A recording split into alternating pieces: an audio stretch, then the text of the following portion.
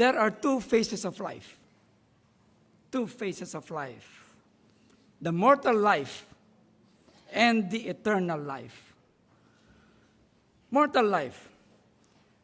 Ito po ay matatapos. Will end by a physical death.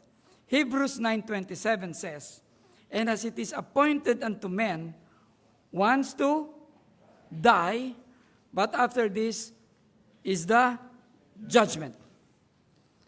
Do you remember the only person in the Bible who did not physically die? Meron ba? Meron. Sino? Tama, si Elijah. He was walking side by side with Elisha, and then he was taken away by a chariot of fire. How about eternal life? Will eternal life end? Of course not.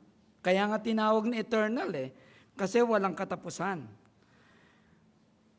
Jesus Christ was talking about the judgment, and this is the final conclusion in Matthew 25, verse 46. Matthew 25, verse 46, he was talking about the judgment, and he had this to say, and this shall go away into everlasting punishment, but the righteous into life eternal. So 2 words, everlasting punishment and eternal life for the righteous. So in other words, the punishment is also everlasting, right? And righteous, eternal life. So both of them are eternal. So meron po talagang forever. Pagkatapos ng buhay natin sa lupa, it's either forever punishment or forever with the Lord. And this forever is your choice.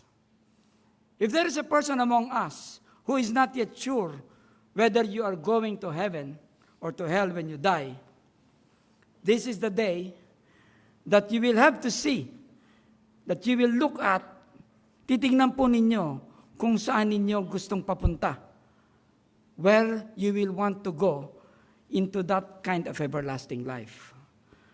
Revelation 8, as we have read, is a future biblical and world event. What is this called? This is called the tribulation. Revelation 8. Nandyan po ang tribulation. Yung binasa natin kanina.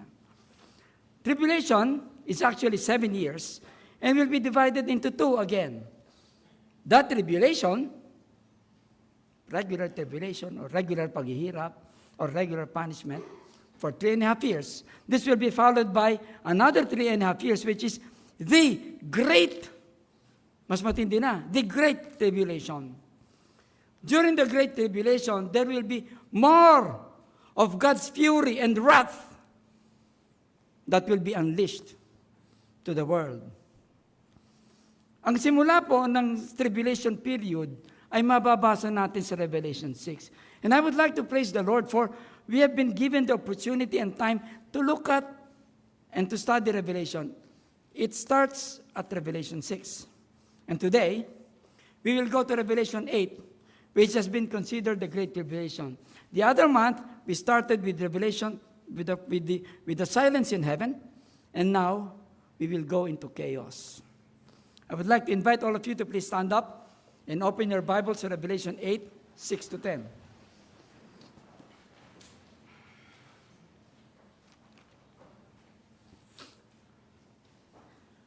I will read it and just follow it with your eyes. Revelation 8, 6 to 10. And the 7 angels which had the 7 trumpets prepared themselves to sound. The first angel sounded, and there followed hail and fire mingled with blood. And they were cast upon the earth. And the third part of trees was burnt up, and all green grass was burnt up. And the second angel sounded, as it were a great mountain burning with fire was cast into the sea. And the third part of the sea became blood. And the third part of the creatures which were in the sea and had life died. And the third part of the ships were destroyed. And the third angel sounded, and there fell a great star from heaven, burning as it were a lamp. And it fell upon the third part of the rivers and upon the fountains of water. And the name of the star is called Wormwood. And the third part of the waters became wormwood. And many men died of the waters, because they were made bitter. And the fourth angel sounded, and the third part of the sun was smitten, and the third part of the moon, and the third part of the stars, so as the third part of them was darkened. And the day shone not for a third part of it, and the night likewise. And I beheld and heard an angel flying throughout the midst of heaven, saying with a loud voice, Woe, woe, woe, to the inhabitants of the earth by reason, and for the other voices of the trumpet of the three angels, which are yet to sound. Let's pray. Almighty Father, we thank you, Lord, for thy goodness. We thank you for you have provided us what we need to study. Thank you, Lord Jesus Christ, for you are in control. We thank you, Lord, for you are, Lord Jesus Christ, is revealed, finally revealed. Your power, Lord, is revealed in Revelation. And thank you, Holy Spirit, for you are within us. And I pray that thou would fill each and every one of us, that we may be able to understand and reflect on what we will study today. Lord, this is not an easy subject, especially when we remember the people that has not received you na namatay na, Panginoon. Wala na po kaming magagawa. Nalulungkot po kami dahil hindi po namin sila nabahagian ng inyong salita. Panginoon, ito po ay mahirap na subject dahil ito po ang mangyayari sa mga mahal namin sa buhay, sa mga kaibigan namin.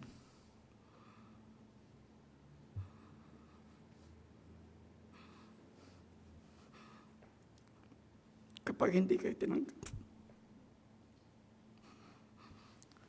Thank you, Lord, for this privilege of speaking. I ask all of this in Jesus Christ's name. Amen.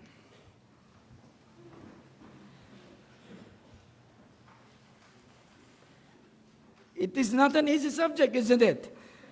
Chaos kaguluhan. Okay? Now, trumpets. In Numbers 10, verse 9, the Lord gave instructions to Moses about making trumpets.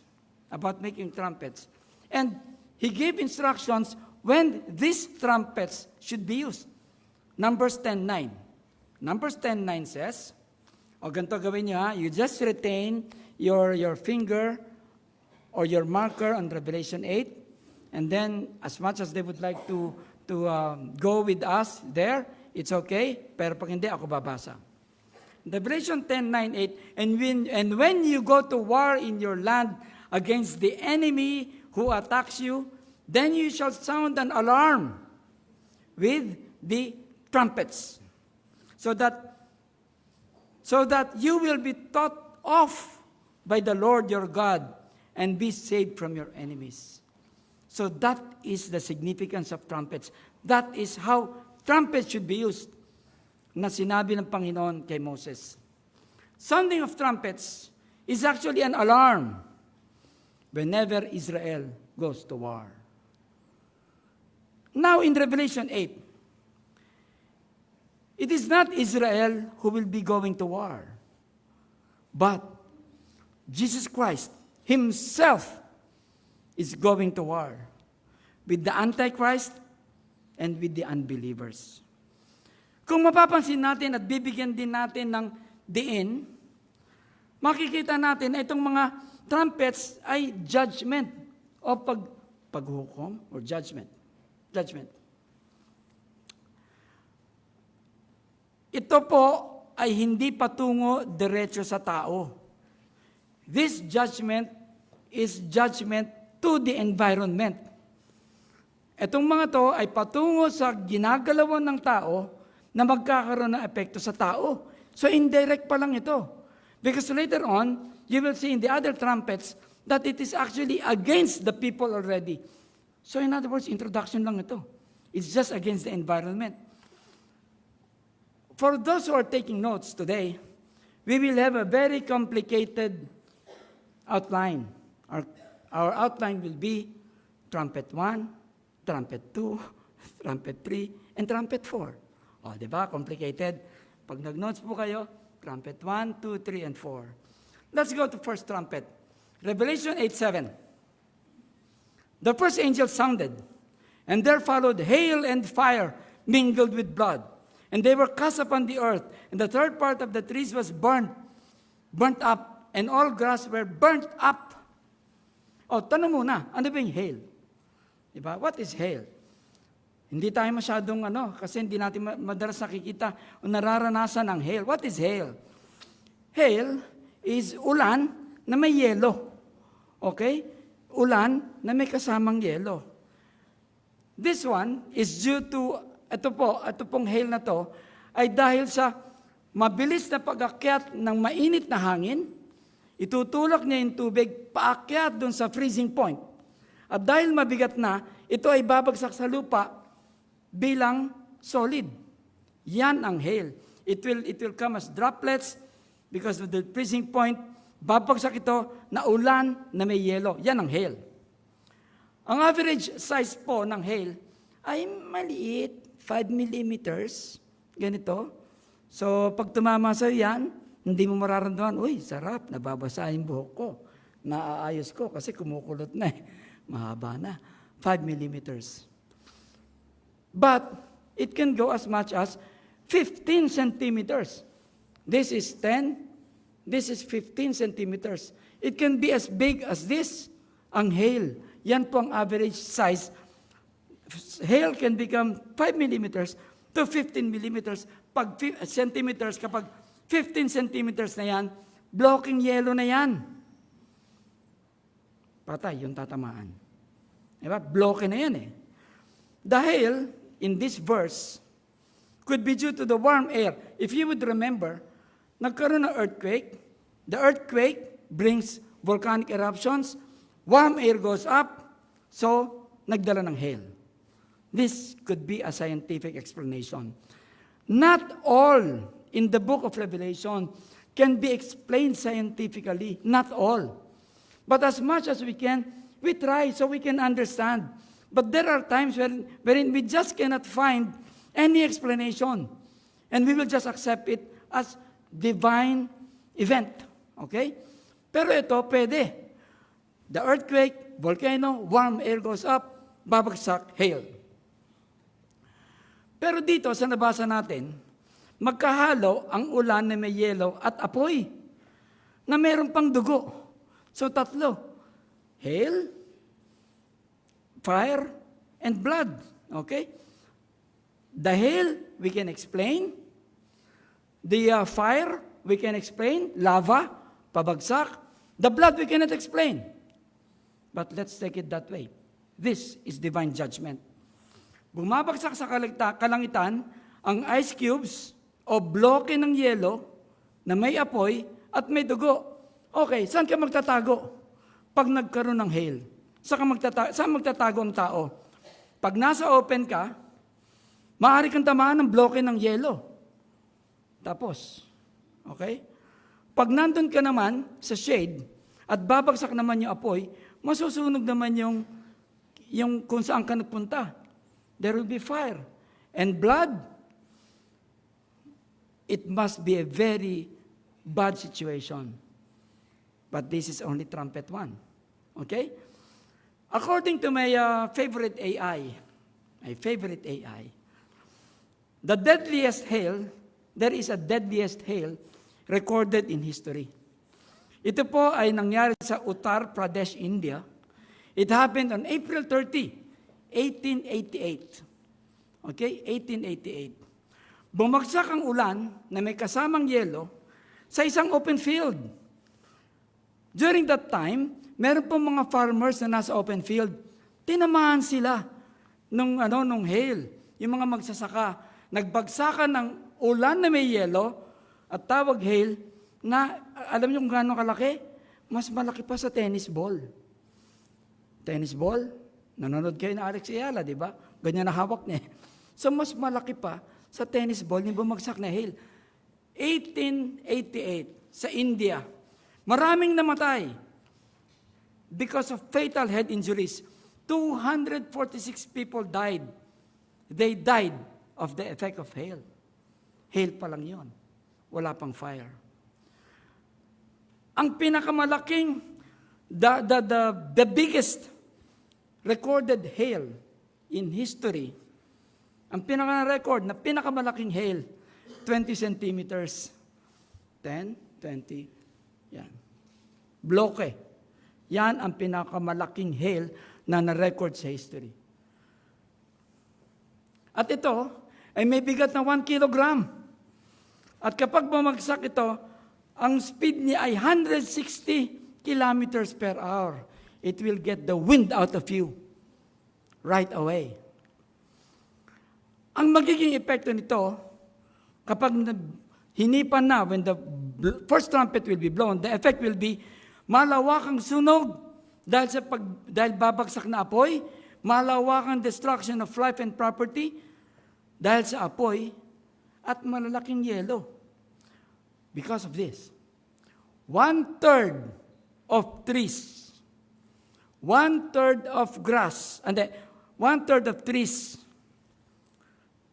and the grass of the earth are all burnt up. Sunog, 1/3.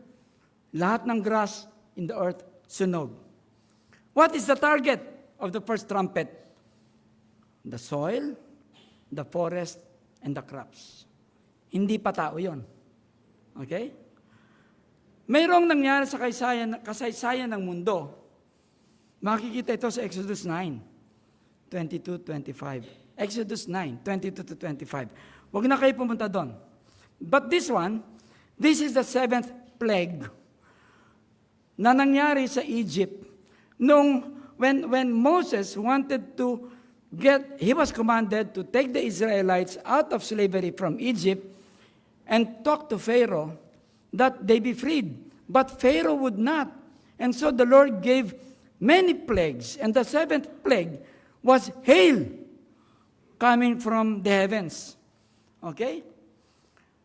Hail was sent to the Egyptians, and to the Egyptians only.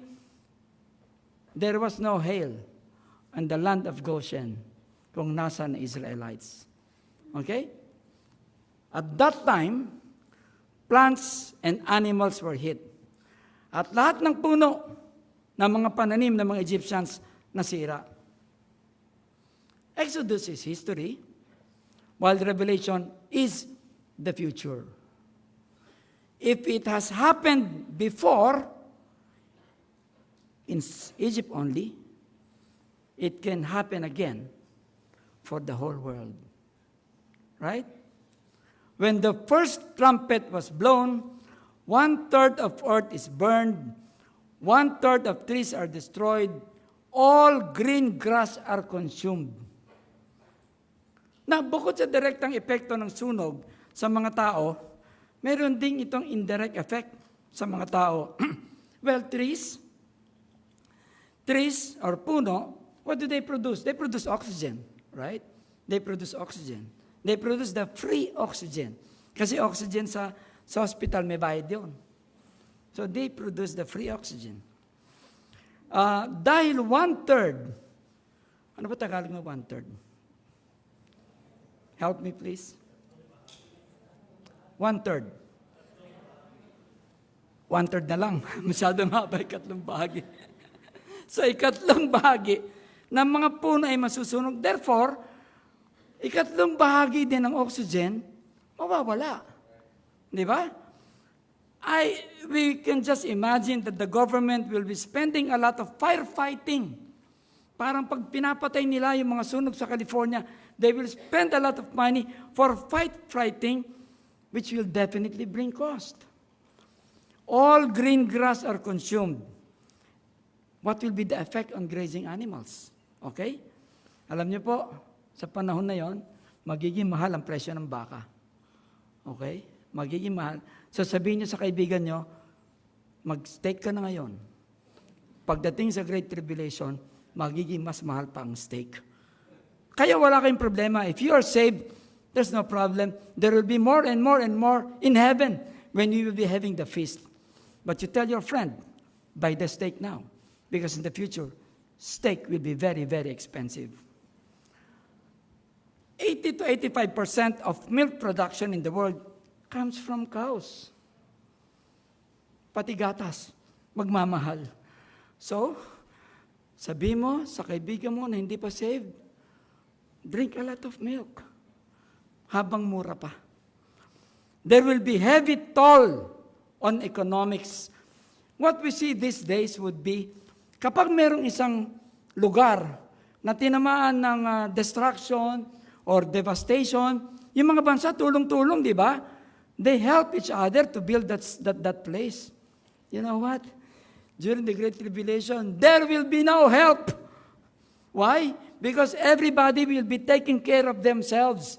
Sila mismo tatamaan. So, sila, wala nang USAID. Wala nang help galing sa iba dahil sila mismo affected. This is just the first trumpet. Let's go to the second trumpet. Verses 8 and 9. And the second angel sounded, and as it were, a great mountain burning with fire was cast into the sea. And the third part of the sea became blood.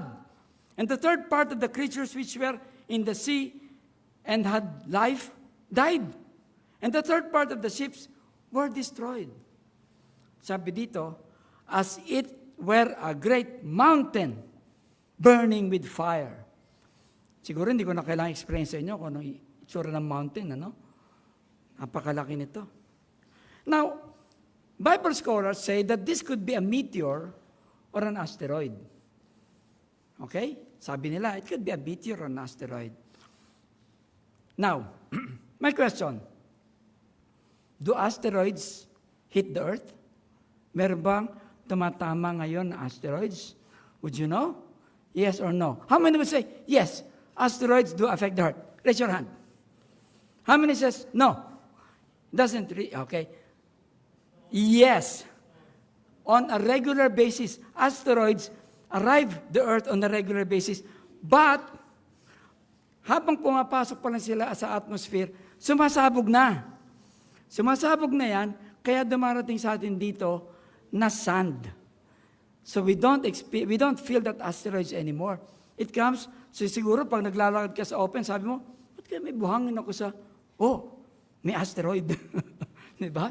So, diba? So they are considered, they're very small, just like sand, and they are harmless. Pagdating sa earth, nagiging buhangin na. Now, wala pa pong deadliest asteroid that hit the earth by record. Wala pa. Mangyayari pa lang. But in 1998, meron po yung sine, kaya ko napanood niyo yun, Armageddon. Napanood niyo ba yan, Armageddon? May malaking asteroid na tatama sa mundo. Hindi ko napanood kasi 1998, yan yung nagpapakahirap ako, nagpapakadalubhasa sa ospital.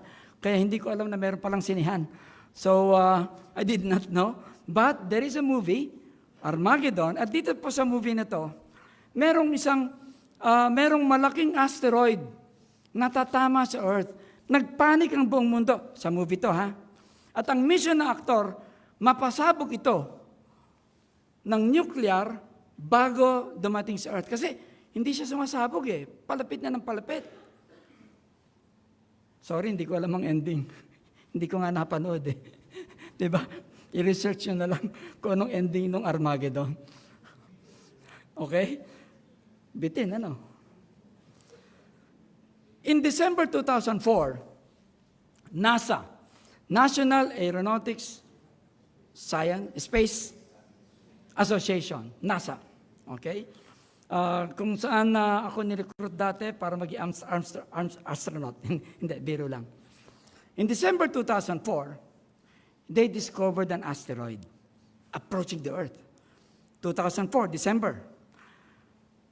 Initially, this was called the asteroid, the asteroid, they called it God of Chaos. God of Chaos. Yun ang unang tinawag. Why? Because it was as big as the Empire State Building. It was very big. Okay? And it had a 2.7% chance of hitting the Earth. Panik ang mundo. Tinawag na God of Chaos. However, it was eventually renamed as 99942, aka Apophis. Asteroid Apophis. Okay? It did not hit the Earth. Now, put this in your calendar. On April 13, 2029, this asteroid Apophis will pass by and travel near the Earth. April 13, 2029. If the Lord will not yet come, April 3, 2029, retired na ako noon. Okay? It will pass near the Earth about 32,000 kilometers and can be seen by the naked eye. Hindi nyo kailangan telescope, makikita nyo na yon.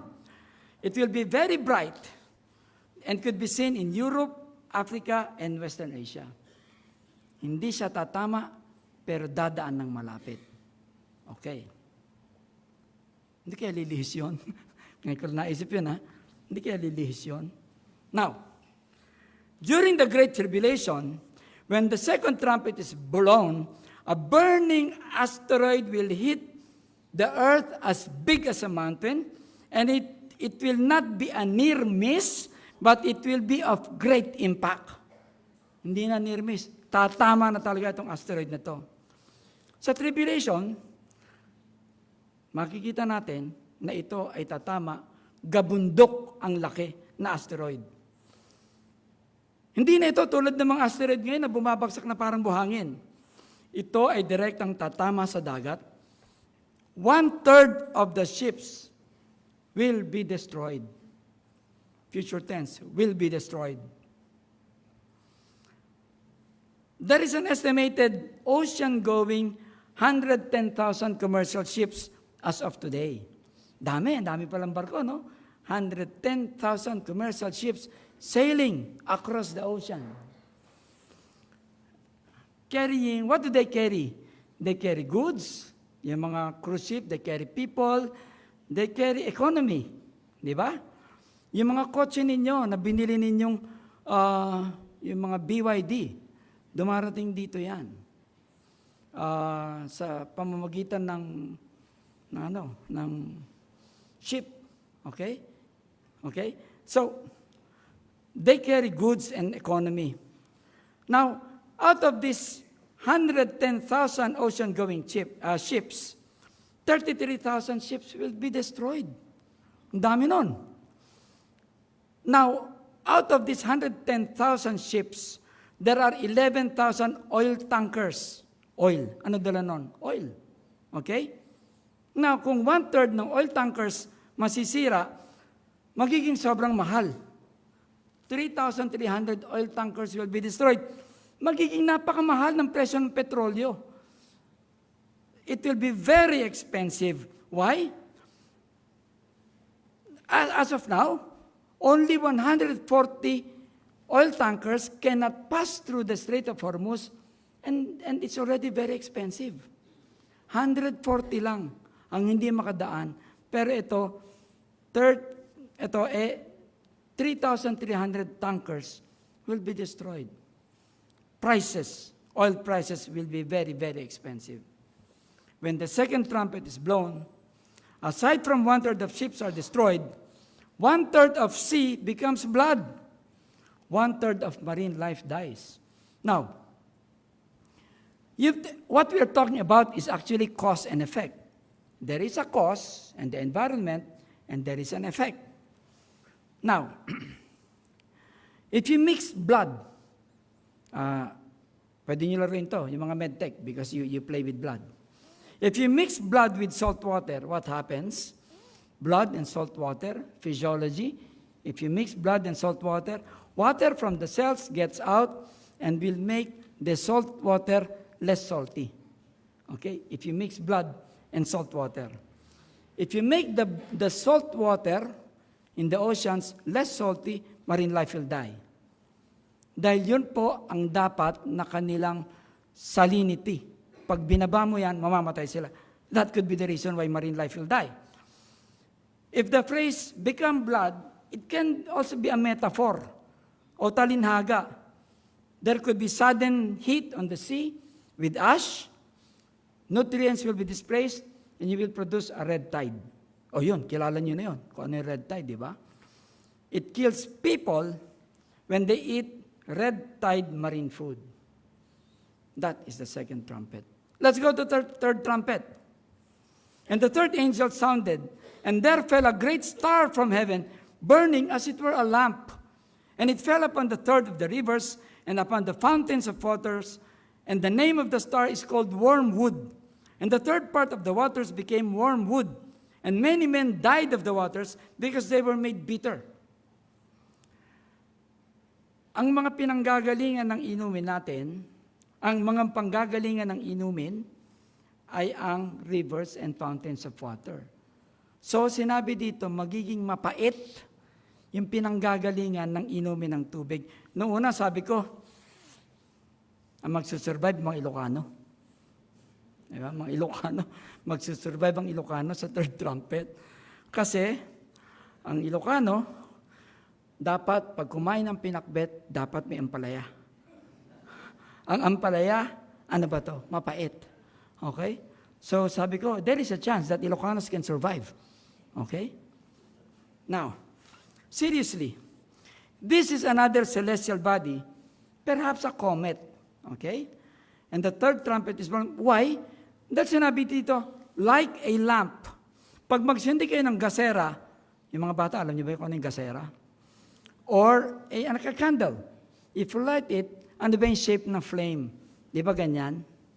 Ganon. Shape ng flame. Ganon. So that would look like a comet. Okay? Many Bible scholars believe that this will be a comet because of its description. Burning as it were a lamp. Now let's talk about comets. Comets are cosmic or astrological bodies like balls. Oh, mga balls daw yan, yung comet. Kapag ang comet daw is composed of frozen gases, composed of rocks and dust. Comets encircles the sun. Kapag ito ay lumapit sa mainit sa sun, sumasabog ito at nilalabas niya ang kanyang frozen gases. Yan ang comet. So maaring kapag pagbaba nitong comet na to, because of the heat produced by the volcanoes, this can actually disintegrate. Sasabog ito. And when this comet explodes, what will come out? The frozen gases, the rocks, and toxic materials.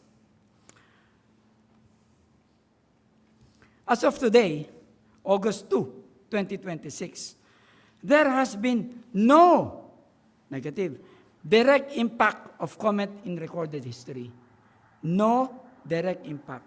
However, in 1910, there was a panic in the world. Bakit? Dadaan daw ang Halley's Comet. Halley's Comet. So people knew na ang comet, kapag sumabog, it will release toxic materials. So because of this, and also they believe that the tail of that comet is composed of cyanogen gas. Cyanogen gas is toxic. Alam nyo, may negosyong bumentang malaki during that time, no, Halley's Comet. Ang tawag nila, comet pills. Galing na negosyante, no? Comet pills. Para you will not be affected by the comet. There was a business that came out. Buti na lang, there was no harmful effect when Halley's Comet passed near the Earth in 1910. Now, I ask again my favorite AI. Mamaya, tanong niyo ako kung ano yung favorite AI ko. What is the most dangerous object on Earth to humanity? The most dangerous object to humanity. Now, in 1862, Lawrence Swift and Horace Tuttle discovered the 109P Swift-Tuttle comet. So there is a comet that was discovered in 1862. At sabi nila, ito ang most dangerous object that will get near the Earth. Ang size daw niya, yung nucleus niya, 26 kilometers. Gitna lang yon nung comet, 26 kilometers. Gaano ba kalayo ang 26 kilometers? If you will, when the MRT-7 will be available, you take a ride from the university station all the way to San Jose del Monte, that is 26 kilometers. So, sabi ni Presidente sa SONA, by 2027, this will be used.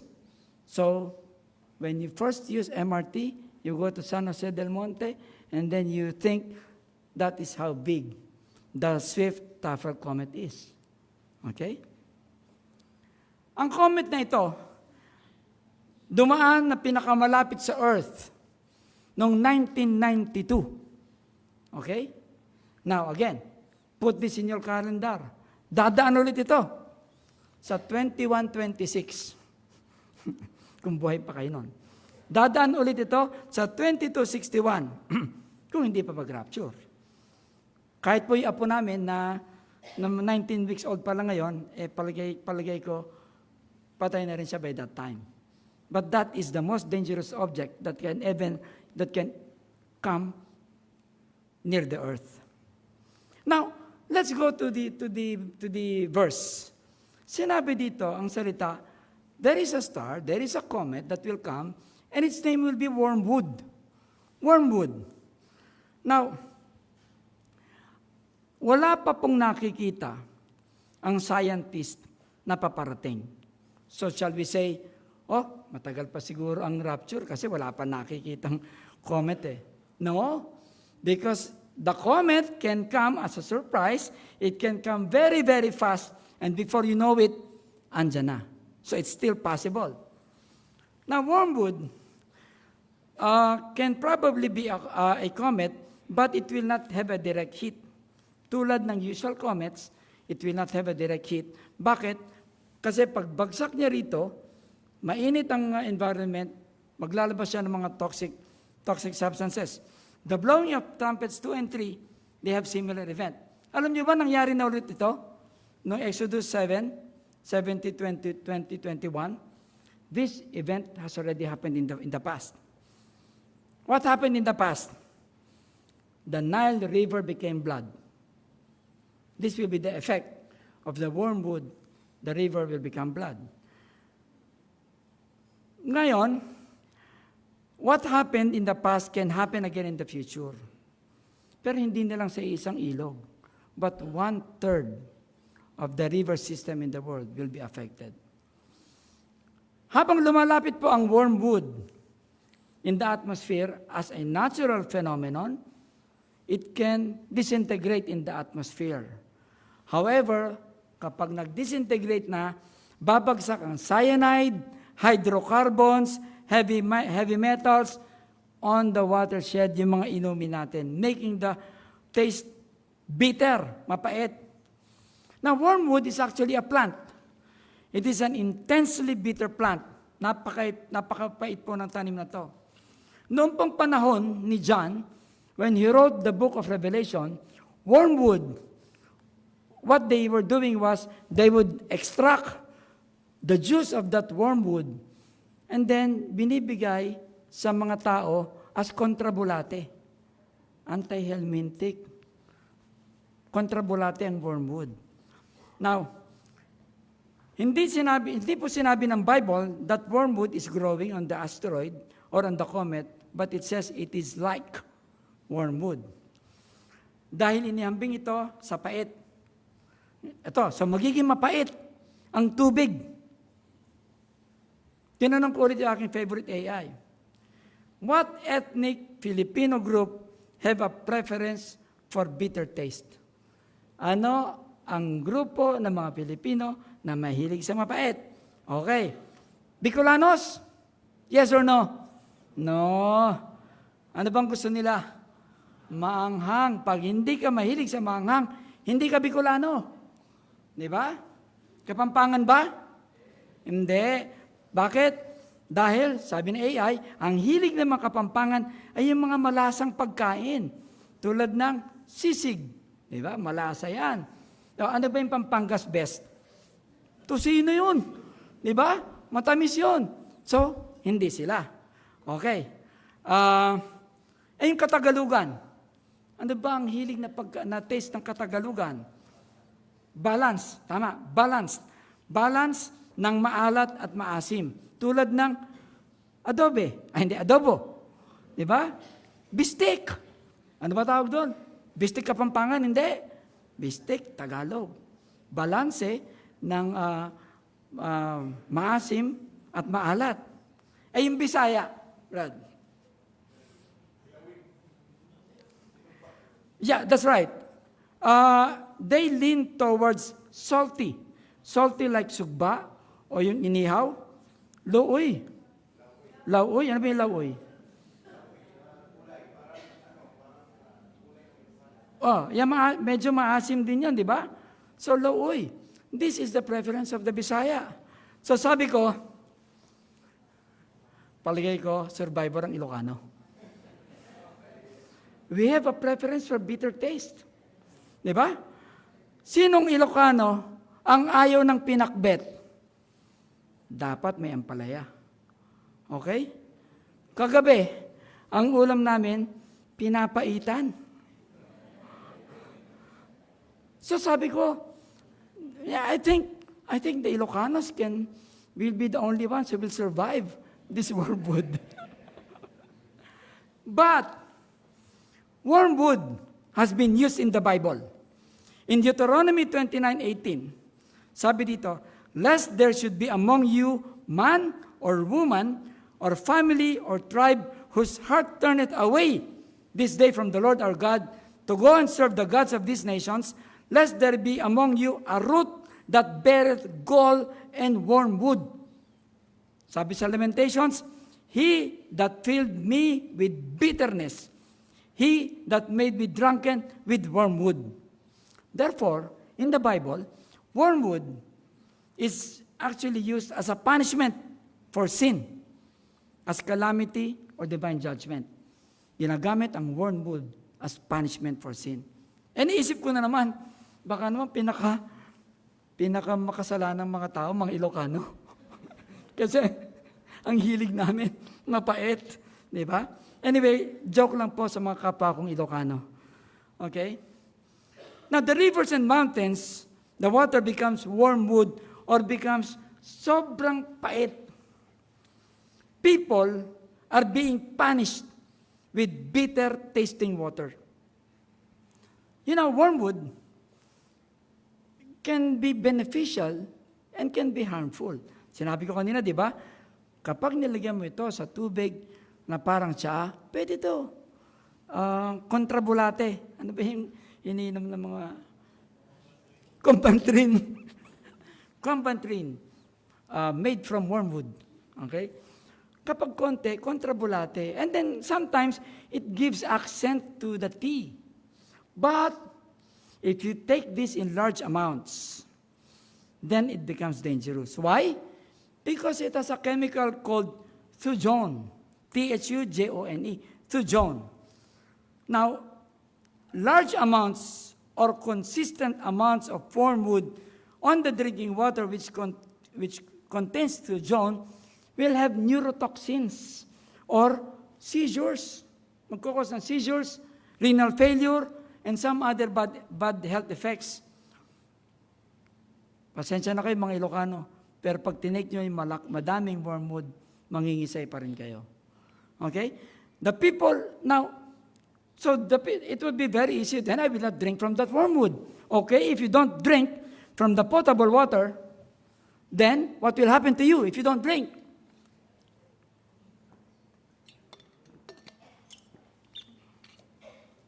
Will you die of dehydration?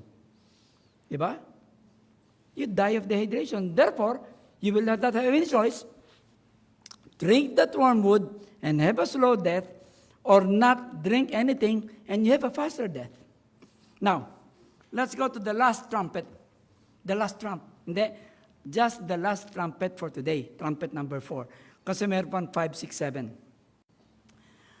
Revelation 8:12 says, and the fourth angel sounded, and the third part of the sun was smitten, and the third part of the moon, and the third part of the stars, so as the third part of them was darkened, and the day shone not for the third part of it, and the night likewise.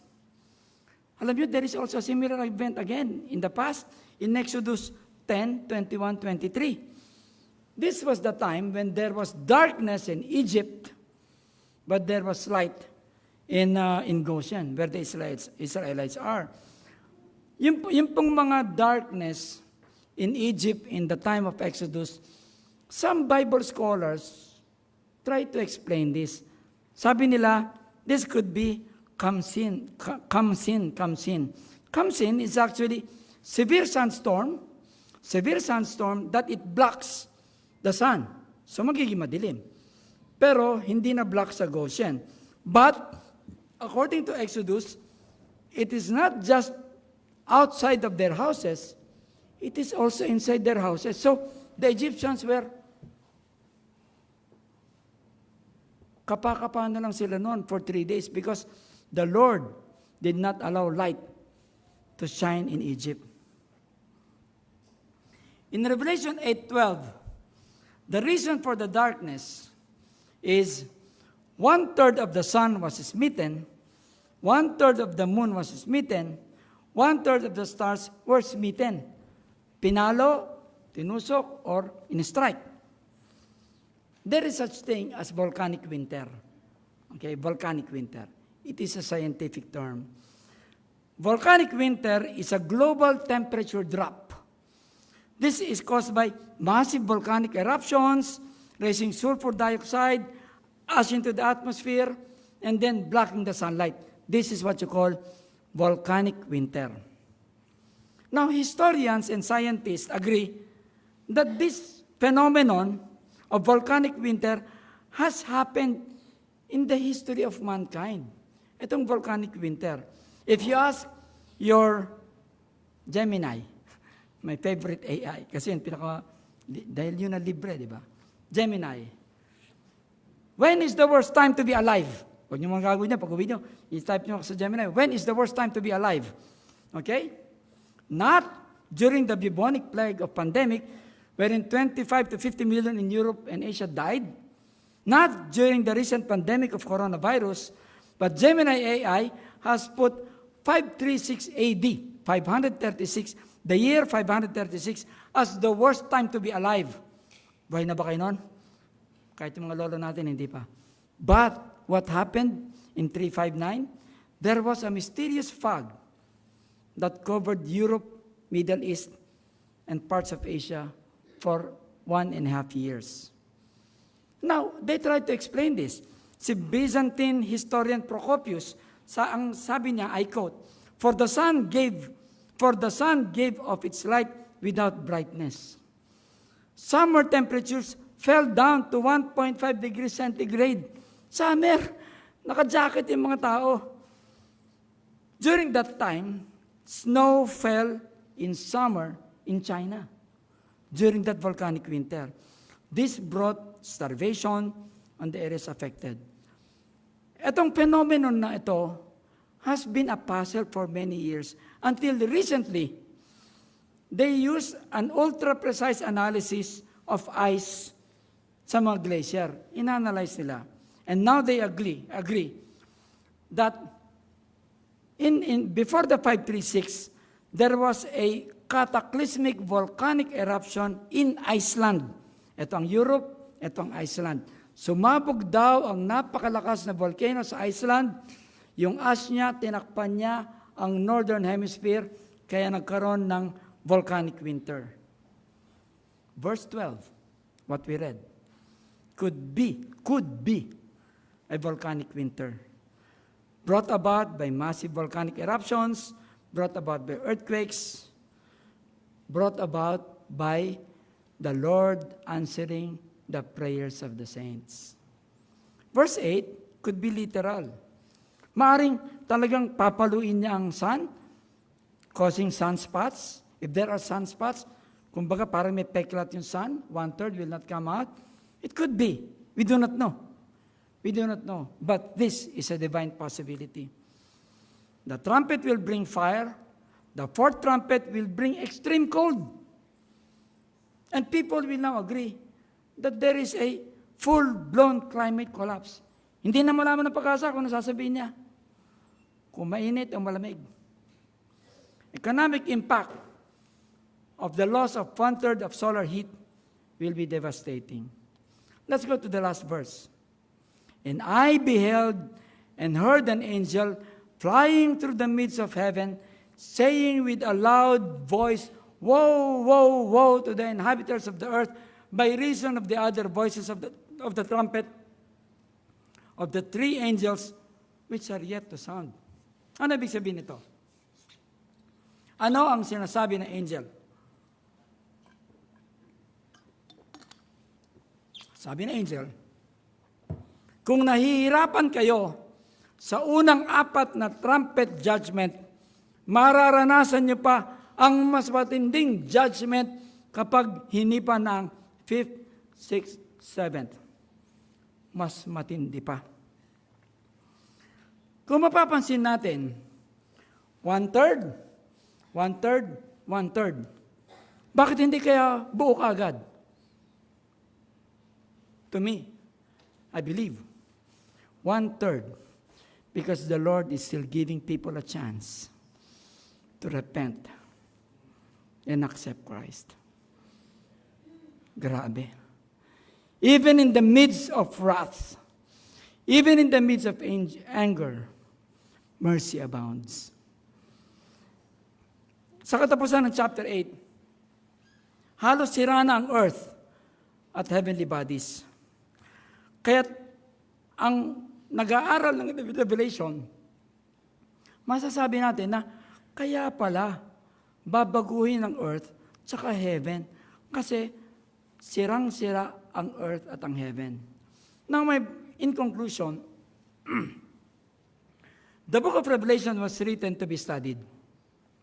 It is written not just for us Christians to see that the best is yet to come. The book of Revelation ay sinulat upang maging warning o babala sa mga makakaranas sa tribulation.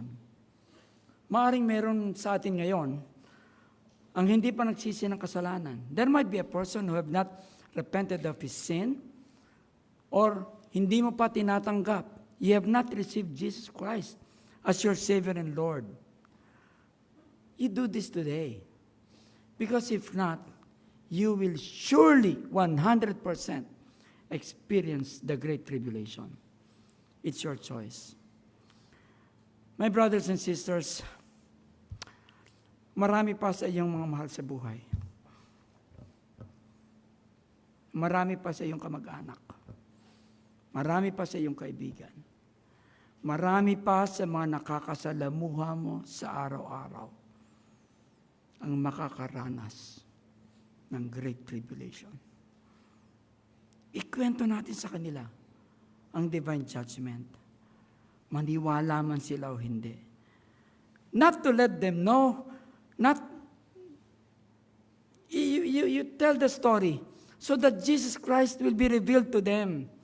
Because if you don't share Jesus Christ and you allow them to go to hell, this is the greatest selfishness that we could ever be, that we could ever have. They may eventually listen to the good news after hearing the bad news of Revelation. Think of that person na namatay, nakamag-anak mo, kaibigan mo. Habang tinititigan mo sila, alam mo na sila ay pupunta sa impyerno. Tignan mo yung mga nasa paligid. Alam mo din na sila ay makakaranas ng Great Tribulation. Will you still be selfish in not telling them of the love of Jesus Christ that could save them? Let's pray. Almighty Father, maraming salamat, Panginoon, dahil kayo po ang aming Diyos. Salamat, Panginoon, dahil nakikita po namin ang ending ng mga mananampalataya. Ganoon din po, Panginoon, ang hindi mananampalataya. At Panginoon, para sa amin, bigyan niyo po kami ng desire, pagkakataon, upang sabihan sila na darating ang araw na magiging sobrang hirap. And Father, challenge us to live a life that is holy, because truly, Lord, thou art not only holy, but thou art powerful and just. Father, speak to that person right now that needs to be saved. Speak to that person now that needs to be challenged to live a holy life. We ask all of this in Jesus Christ's name. Amen. Pastor.